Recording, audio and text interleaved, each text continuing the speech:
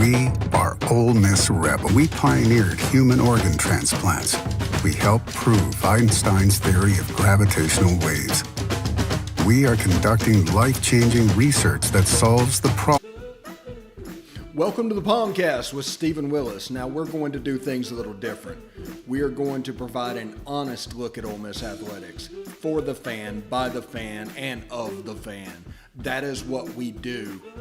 Hell be to me. Yeah, right now. The POMcast starts now. It happens now. Holy cow. Listen to me. It's starting.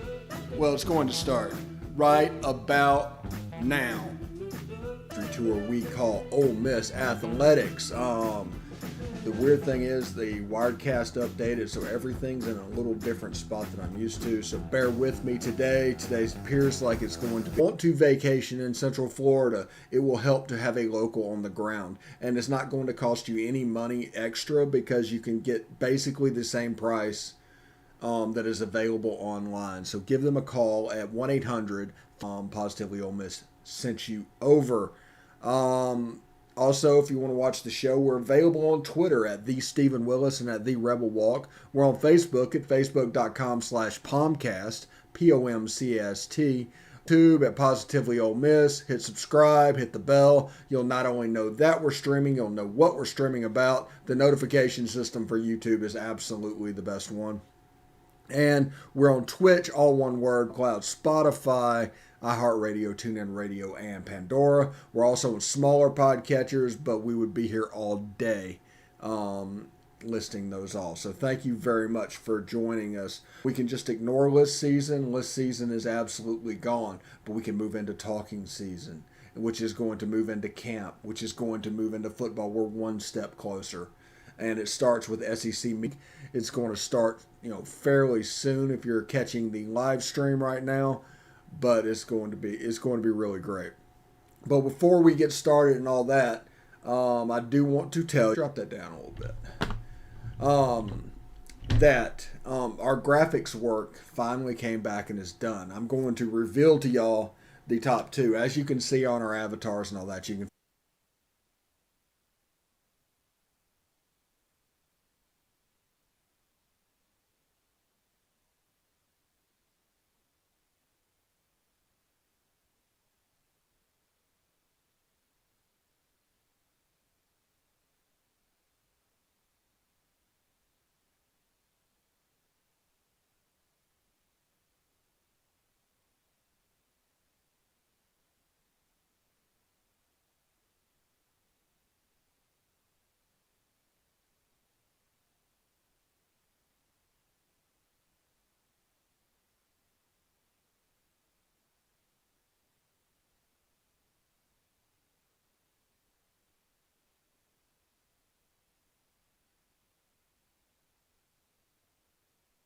I'm very excited about those marks. I forgot to add audio over to that, so I was talking that whole time.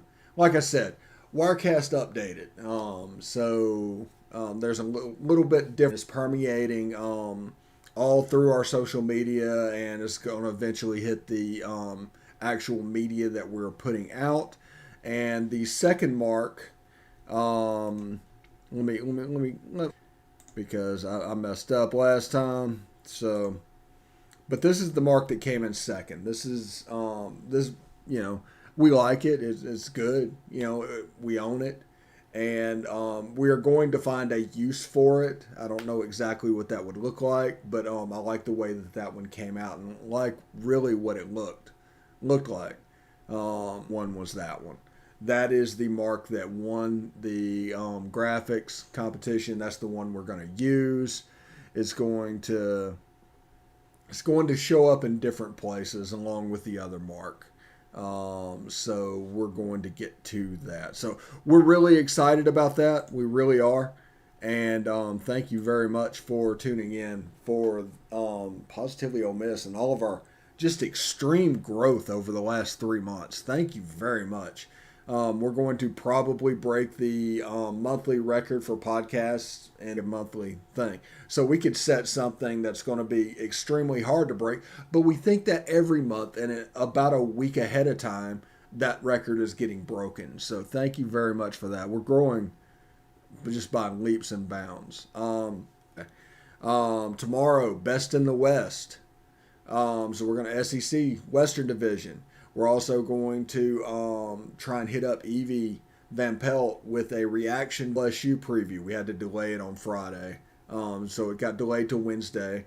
And SEC After Dark is that night, which we're going to talk about really the first 3 days of media days. Thursday, Rebel benefit of what we're doing and everything being on demand. We reserve the right to move them.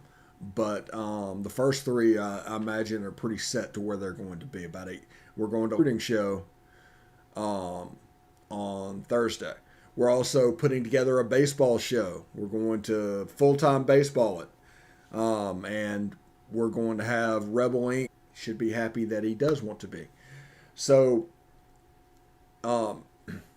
we can keep that going during the off season, and that way potentially wasting a little time talking Disney. For the travel and cruise world people, and I just enjoy talking Disney. So that is what we kind of want to really jump into gear and get this done, and figure out a way to provide you the most amount of content possible for the least amount of money possible, which is free. Cast every weekday at 10 Central, 11 Eastern, and it's going to be a good time. So I really do appreciate you guys listening to everything we do. All right, talking season that have the most laziest takes possible and asking the silliest questions. And there will be a line of questions dealing with COVID and everything else. It's almost in their comeback. And there's 8 coaches making their, let's say, current school debut, because Lane Kiffin actually was at Media Days with Tennessee, but his debut at Ole Miss at Media Days will be this year. So that's 8 coaches. That's over half the league. Questions at South Carolina, such as, what are you going to run? And that's literally the question. What are you going to do? Because actually listed any type of a system. So it's because of Luke Doty taking the snaps and winning out, being in more of a running threat. So I'm interested to see what South Carolina like. They have talent on that side of the ball. Will Muschamp has basically spent 4 years building it to the detriment of the offense. LSU, but I could see the other way. Now they've lost big time players on the outside, and Butte is an excellent receiver, but like a 6-6, 7-5, 8-4 team, somewhere in there. But I want to see that quarterback competition and what it looks like, and more importantly, how it gets handled. Because if Max Johnson, because he got better, after it's over, you might Wally Pip him if you're not careful. But that could affect the locker room, which everybody knows that LSU's locker room essentially is like a sideshow at this point. So, podcast. Is Dan Mullen going to force him to run the Kyle Trask offense, or is he going to set up a Nick Fitzgerald, early Dak Prescott, Chris Relf offense? Florida is going. The idea is it's going to morph into something else. This is going to be a very important year for Todd Grant, more of a slow burn, which means the defense is going to come into a lot more focus.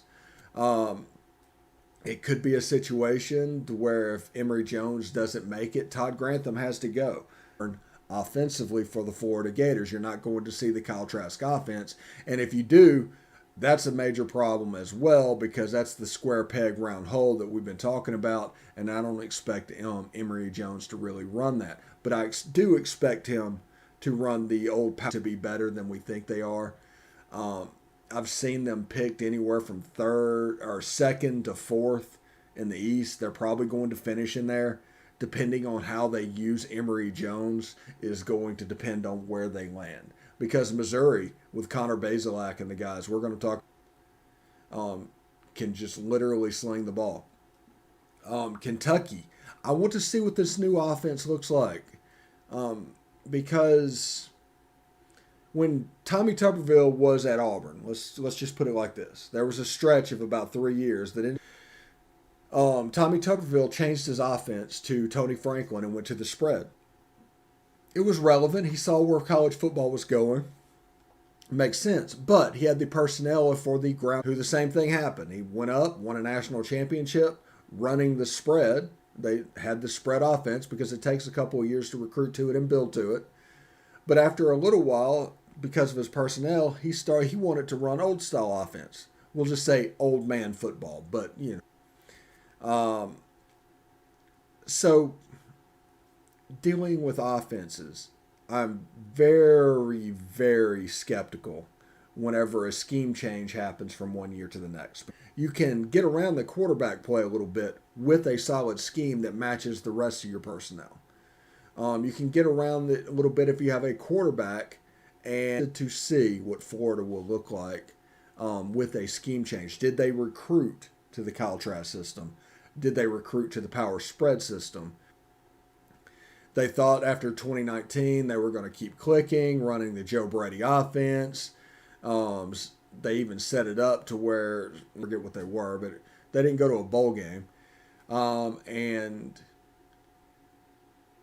this year they're going to try and do it again. So are they trying to recruit players for the other system to the team? Clyde Edwards-Helaire? And the answer is yes, he absolutely was. He Swiss Army knifed that team to death and made them from very good to unstoppable. That's his time.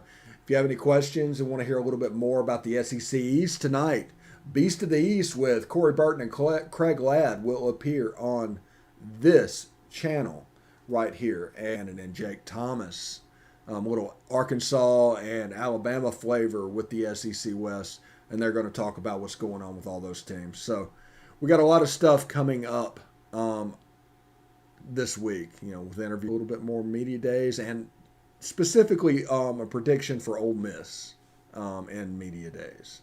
So stick around.